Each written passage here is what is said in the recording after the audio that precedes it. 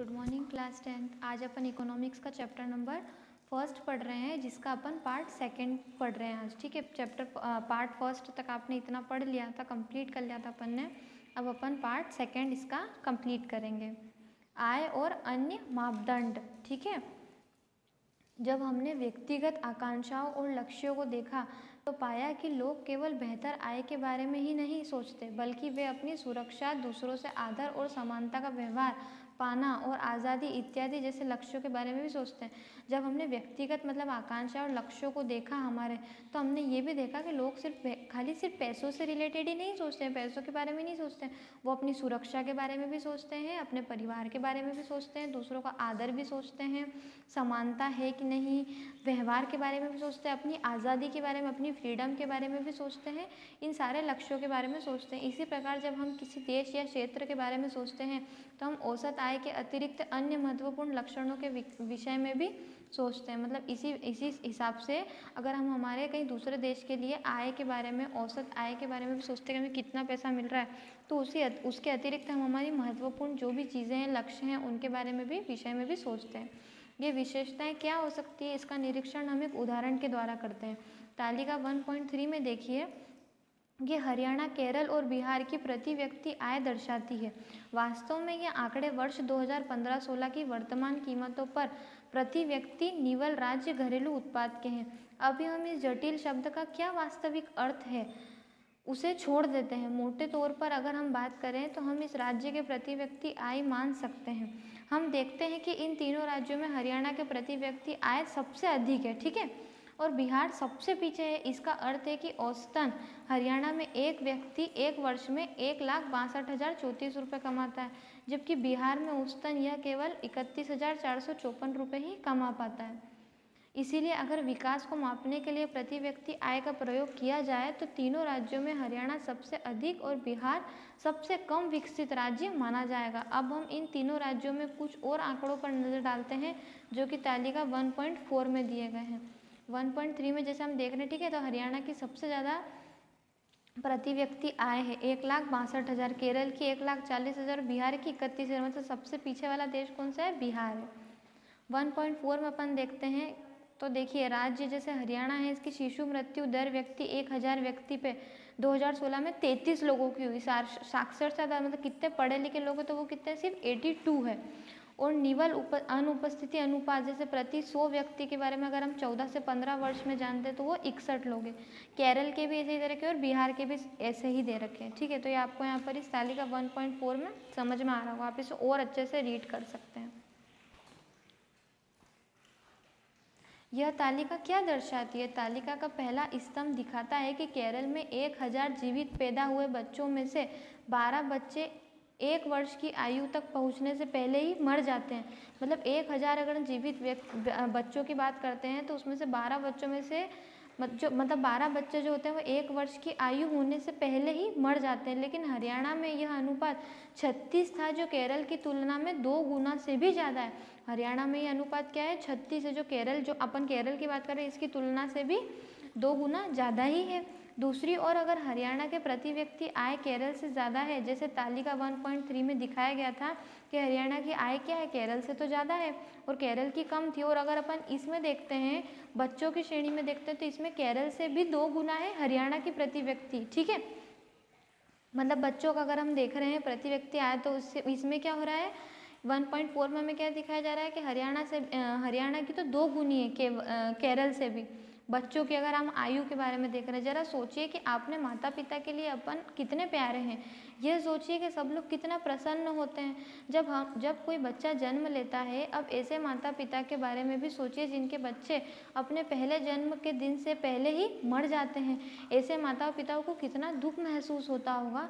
दूसरा यह देखिए कि यह आंकड़े किस वर्ष के हैं, वर्ष 2016 के हैं, तो हम बहुत पुराने समय की बात भी नहीं कर रहे हैं। ये हमारी स्वतंत्रता के 70 वर्ष बाद की बात है, जब हमारे देश के बड़े शहर की ऊंची ऊंची समस्याएं शिशु मृत्यु दर पर प्राप्त नहीं हो जाती। तालिका का अंतिम स्तंभ दिखाया जाता है कि बिहार के लगभग आधे बच्चे कक्षा 8वीं के बाद स्कूल ही नहीं जा पा रहे हैं। अर्थात यदि आप बिहार के किसी भी स्कूल में पढ़ते होते तो आपकी प्रारंभिक कक्षा के लगभग आधे से अधिक बच्चे गायब होते। जिन बच्चों को स्कूल में होना चाहिए था वे वहाँ नहीं होते हैं, और अगर ये आपके साथ होते तो आप अभी यह सब नहीं पढ़ पाते जो अभी पढ़ रहे हैं। सार्वजनिक सुविधाएं पढ़ते हैं। ऐसा क्यों है कि हरियाणा में औसत व्यक्ति की आय केरल की औसत व्यक्ति की आय से अधिक है। ठीक है, हमने देखा कि हरियाणा की जो औसत व्यक्ति की आय जो अपन ने 1.3 में देखा था वो ज़्यादा है केरल से, लेकिन इन महत्वपूर्ण क्षेत्रों में वह केरल से पीछे है। ठीक है, इसका कारण यह है कि यह आवश्यक नहीं है कि जेब में रखा हुआ रुपया वे सब वस्तुएं और सेवाएं खरीद सके जिनकी आपको एक बेहतर जीवन के लिए आवश्यकताएं हो सकती है। मतलब ऐसा हमेशा ज़रूरी नहीं होता है कि जो जेब में अपने इतने सारे, मतलब हर चीज़ जो होती है, हर अपनी नीड होती है, अपनी ज़रूरतें होती हैं, वो सिर्फ पैसे से ही पूरी नहीं होती। जेब में रखा हुआ पैसा है पर आपकी वो हर वस्तुएं, वो हर सेवाएं आप उससे खरीद सकें जो आपको ज़रूरत है। जैसे अगर अपने को किसी के एग्जाम्पल लेते हैं कि अपन को किसी की बहुत केयर है, कोई अपना फ्रेंड है, तो अपन उससे कोई पैसे से तो नहीं खरीद सकते ना। अपने को किसी का व्यवहार पसंद नहीं आता या सामने वाले को अपना पसंद नहीं आता तो उससे हम कोई पैसे से नहीं खरीद सकते। बहुत सारी चीज़ें ऐसी अलग अलग होती है। तो ऐसी वस्तुएं मतलब कि जो जेब में रखा हुआ पैसा है पर अपन कोई उसे पैसे से नहीं खरीद सकते, जिनकी आपको एक बेहतरीन जीवन के लिए भी बहुत आवश्यकताएं हैं। तो ऐसा ज़रूरी नहीं कि हर चीज़ जो होती है, हर जो हमारी नीड होती है वो पैसा ही पूरी करे। नागरिक कितनी भौतिक वस्तुएं और सेवाएं प्रयोग कर सकते हैं, लेकिन इसके लिए आय अपने आप में महत्वपूर्ण रूप से पर्याप्त सूचक नहीं है। उदाहरण के लिए सामान्यतः आपको द्रव्य आपके लिए प्रदूषण मुक्त वातावरण नहीं खरीद सकता। जैसे जो हमारा मैटर है वो हमारे लिए कोई प्रदूषण मुक्त वातावरण तो नहीं खरीद सकता कि हमारा बिल्कुल भी कचरा ना हो और हम बिल्कुल प्रदूषण मुक्त रहें। ठीक है, या बिना मिलावट की दवाएं आपको नहीं दिला सकता जब तक आप ऐसे समुदाय में ही जाकर नहीं रहने लग जाते हैं कि ये सुविधाएं पहले से ही उपलब्ध है। द्रव्य आपको सकारात्मक बीमारियों से भी नहीं बचा सकता जब तक आपका पूरा समुदाय इसके बचाव के लिए कदम नहीं उठाता। वास्तव में जीवन में बहुत सी महत्वपूर्ण चीज़ों के लिए सबसे अच्छा और सस्ता तरीका इन वस्तुओं और सेवाओं के सामूहिक रूप से उपलब्ध कराना है। जरा सोचिए, किसी स्थानीय इलाके के लिए सामूहिक सुरक्षा प्रदान करना अधिक सस्ता है अथवा हर घर के लिए अलग अलग सुरक्षा गार्ड रखना। क्या आप क्या करते? अगर आपके गांव या इलाके में आपको अतिरिक्त कोई और पढ़ने में रुचि नहीं रखता तो क्या तुम पढ़ पाओगे? अगर आपके इलाके में कोई पढ़ने में इतनी रुचि नहीं रखेगा तो क्या आप पढ़ पाओगे? शायद तब तक नहीं जब तक हमारे माता पिता हमें ज़बरदस्ती स्कूल नहीं भेजेंगे। आप इसीलिए पढ़ पा रहे हैं क्योंकि बहुत से अन्य बच्चे पढ़ना चाहते हैं, और बहुत से लोग ये मानते भी हैं कि सरकार को स्कूल खोलने चाहिए और अन्य प्रकार की सुविधाएं उपलब्ध भी करवानी चाहिए जिससे सभी बच्चों को पढ़ने का अवसर भी मिले। अभी भी बहुत से क्षेत्र में बच्चे, मुख्य रूप से लड़कियां, उच्च विद्यालय शिक्षा भी नहीं ले पाती, मतलब अच्छी शिक्षा और उच्च विद्यालय शिक्षा भी नहीं ले पाती क्योंकि सरकार समाज से इसके लिए पर्याप्त सुविधाएं उपलब्ध अभी तक नहीं करवाई है सरकार ने। केरल में शिशु मृत्यु दर कम है क्योंकि यहाँ स्वास्थ्य और शिक्षा की मौलिक सुविधाएं पर्याप्त मात्रा में उपलब्ध है। केरल में क्या है, शिशु मृत्यु, जो बच्चों की मरने की संख्या वो कम है क्योंकि यहाँ पर स्वास्थ्य और शिक्षा की जो मौलिक सुविधाएं हैं वो पर्याप्त मात्रा में उपलब्ध है। इसी प्रकार कुछ राज्यों में सार्वजनिक वितरण प्रणाली ठीक उसी प्रकार कार्य करती है। ऐसे राज्यों में लोगों के स्वास्थ्य और पोषण स्तर निश्चित रूप से बेहतर होने की संभावनाएं रहती है। ये आपको टेबल दे रखी है, कार्यकलाप दे रखा है, तो ये आप लोग खुद भी अपनी जो बुक है उसमें रीड कर सकते हैं। उत्तर प्रदेश की ग्रामीण जनसंख्या की शैक्षिक उपलब्धि श्रेणी दे रखी है कि वहाँ पर ग्रामीण संख्या की जो साक्षरता दर थी वो कितनी थी। पुरुष की 76% थी, महिला की 54% थी। 10 से 14 वर्ष वाले जो ग्रामीण बच्चों की साक्षरता दर पुरुष की 90% थी, महिला की 87% थी। ये सब इसमें बताया गया है टेबल में। मानव की विकास रिपोर्ट पढ़ते हैं अपन। एक बार यह बात समझ में आ जाए कि यद्यपि आय का स्तर महत्वपूर्ण है पर यह विकास के स्तर को मापने का अपर्याप्त मापदंड है तो हम अन्य मापदंडों के बारे में भी सोचने लगेंगे। ऐसे मापदंडों की सूची लंबी हो सकती है, लेकिन वह इतनी उपयोगी भी नहीं रहेगी।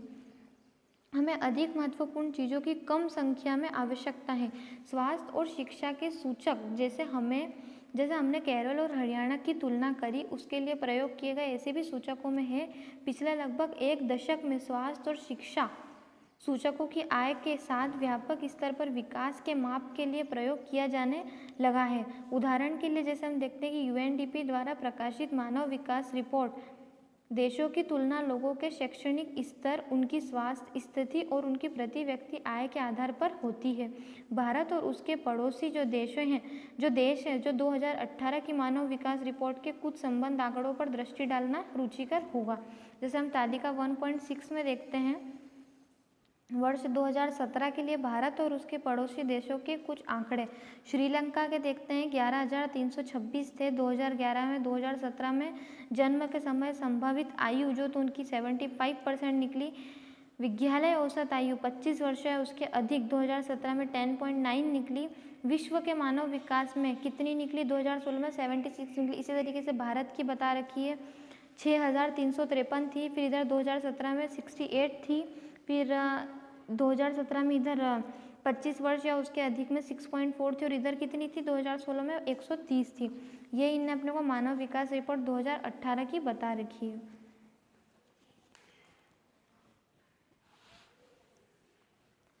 क्या यह आश्चर्यजनक नहीं है कि हमारे पड़ोस का एक छोटा सा देश श्रीलंका हर विषय में भारत से आगे है, और हमारे जैसे बड़े देश का विश्व में इतना नीचा क्रमांक है। मतलब बहुत अजीब बात है ना कि जो हमारे पड़ोसी देश है श्रीलंका, वो हर विषय में भारत से आगे, और हमारा भारत देश जो है वो विश्व में इतना नीचे क्रमांक में, वर्ल्ड में इतना नीचे क्रमांक में क्यों है।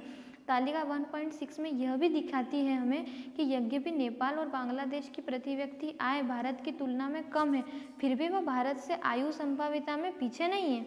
ठीक है, वो हमारे भारत से तुलना में तो कम है, पर वो आयु संभाविता में पीछे नहीं है। एचडीआई के परिचालन के लिए बहुत से सुधारों का सुझाव दिया गया है।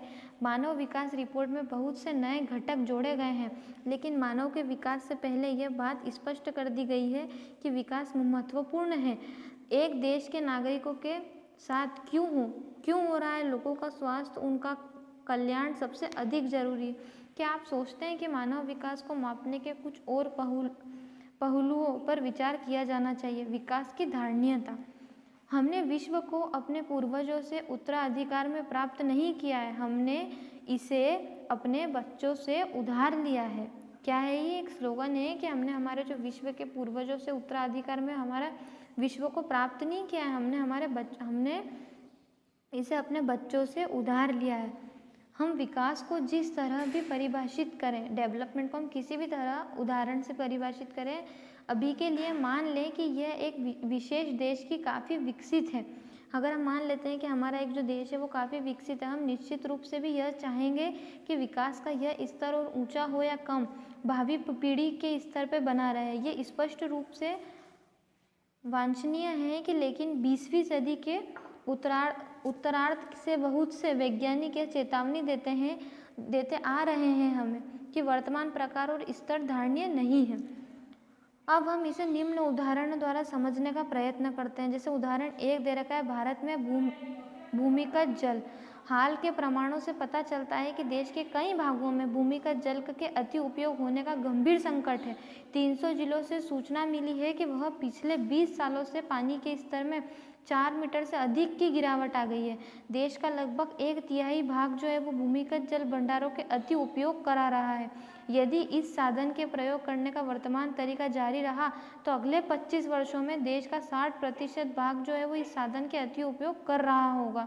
भूमिगत जल का अति उपयोग विशेष रूप से पंजाब और पश्चिमी उत्तर प्रदेश के कृषि की दृष्टि से समृद्ध क्षेत्रों में और मध्य और दक्षिण भारत के चट्टानी पठारी क्षेत्रों में, कुछ तटवर्ती क्षेत्रों में और कुछ तेजी से विकसित होते शहरी बस्तियों में भी पाया जाता है। भूमिगत जल नवीनीकरण साधन का उदाहरण है। फसल और पौधों की तरह इन साधनों की पुनःपूर्ति प्रकृति करती है, लेकिन यहाँ भी हम इन साधनों का अति उपयोग कर सकते हैं। उदाहरण के लिए भूमिगत जल का यदि बरसात द्वारा हो रही पुनः पूर्ति से अधिक प्रयोग करते हैं तो हम इस साधन का अति उपयोग कर रहे होंगे। गैर नवीनीकरण साधन वो है जो वर्षों से प्रयोग के पश्चात समाप्त हो जाते हैं। इन संसाधनों का धरती पर एक निश्चित भंडार है और इसकी पुनः पूर्ति नहीं हो सकती।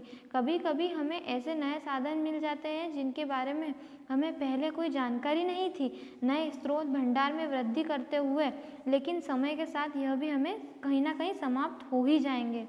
उदाहरण के लिए हम जमीन से जो कच्चा तेल निकालते हैं वह एक गैर नवीनीकरण संसाधन है। मतलब एक गैर नवीनीकरण संसाधन है, ये कोई मतलब नवीनीकरण संसाधन नहीं है, गैर नॉन रिन्यूएबल रिसोर्स है। लेकिन हमें तेल का ऐसा स्रोत मिल सकता है जिसके बारे में हमें पहले से जानकारी भी नहीं हो। इसके अलावा हर समय खोज चलती रहती है। नीचे दी गई तालिका को देखिए। जैसे मध्य प्लस पूर्व में भंडार 2017 में 1000 मिलियन बैटल में एक 807.7 है। भंडारों के चलनों की जो अवधि वर्षों में है वो कितनी 70 है। संयुक्त राज्य अमेरिका की बात करते हैं तो वहाँ पर 50 और इधर वर्षों में 10.5 है। ये इस टेबल में बताया कि आप इसे और अच्छे से रीड कर सकते हैं। पर्यावरण में गिरावट के परिणाम राष्ट्र और राज्य सीमाओं का ख्याल नहीं करते। यह एक क्षेत्र या देशगत विषय नहीं रह गया है। हमें सबका भविष्य परस्पर जुड़ा हुआ है। विकास की धारणीयता तुलनात्मक स्तर पर ज्ञान का नया क्षेत्र है जिसमें वैज्ञानिक, अर्थशास्त्री और दार्शनिक और अन्य सामाजिक वैज्ञानिक मिलजुल कर काम कर रहे हैं। विकास या प्रगति का प्रश्न हमेशा चलने वाला प्रश्न है। जो डेवलपमेंट है हमारा उसका या फिर प्रगति का जो हमारे लिए जो हम आगे बढ़ने का जो हमारे लिए प्रश्न है वो हमेशा चलने वाला प्रश्न है। मतलब ये प्रश्न का उत्तर हमें कभी भी बिल्कुल सिस्टमैटिक नहीं मिलेगा, हमेशा चलने वाला प्रश्न है ये। हर वक्त में हमें व्यक्तिगत स्तर पर और समाज का सदस्य होने के नाते यह प्रश्न पूछने की आवश्यकता है।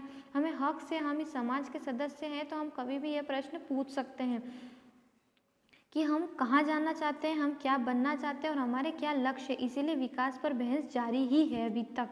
मतलब हमें क्या लक्ष्य है, हम क्या बनना चाहते हैं और हम कहाँ जाना चाहते हैं, ये सारे जो प्रश्न हैं ये हमारे मन में उठेंगे ही सही, क्योंकि हम विकास और प्रगति की ओर आगे बढ़ते जा रहे हैं। इसीलिए जो विकास की बहस है वो कभी ख़त्म नहीं होगी। हमारे डेवलपमेंट की, आगे बढ़ने की बहस कभी ख़त्म नहीं होगी, हमेशा जारी रहेगी। तो ये आपका चैप्टर जो है यहाँ पर कंप्लीट होता है। इसके क्वेश्चन आंसर जो है आपको PDF में मिल जाएंगे। तो अपन ने पूरा चैप्टर कंप्लीट करा है। आई होप आप लोगों को बहुत अच्छे से इकोनॉमिक्स का फर्स्ट चैप्टर क्लियर हुआ होगा और समझ में आया होगा। ठीक है, थैंक यू क्लास, मिलते हैं नेक्स्ट वीडियो में।